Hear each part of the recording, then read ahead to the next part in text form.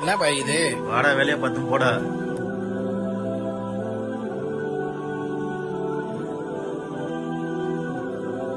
By என்ன by இது? பாதையில இவ்வளவு இடையூறு தரக்கூடிய பொருட்கள் எடுத்து ஓரமா போடலாம் வாங்க பை.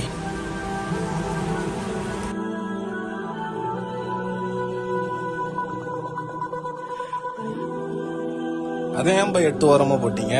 மத்தவங்க எல்லாம் பார்த்து சும்மா போனாங்க, நீங்க எடுத்து ஓரமா போடுறீங்களே. நபிசாரசம் சொல்லியிருக்காங்க, பாதையில இடையூறு தரக்கூடிய பொருளை நகற்றுறதுனால சதக்கா செய்யக்கூடிய நன்மை. அது ஒரு கல்லாக இருந்தாலும் ஒரு முள்ளாக இருந்தாலும் அதை நகட்டணும். பாதையுடைய ஒழுக்கத்தை பேண சொல்லியிருக்காங்க. நம்ம பாதையில இருக்க பொருள் நம்மளுக்கு இடையூறு தரலைனாலும் அது பிறருக்கு இடையூறு தரக்கூடியதாக இருக்கும். அந்த பொருளை நம்ம நகட்டுறதுனால அது சதக்காவுடைய நன்மையாக தான் இருக்கு. நீங்களும் பாதையில் இருக்கக்கூடிய பொருள்களை நகட்டுங்க.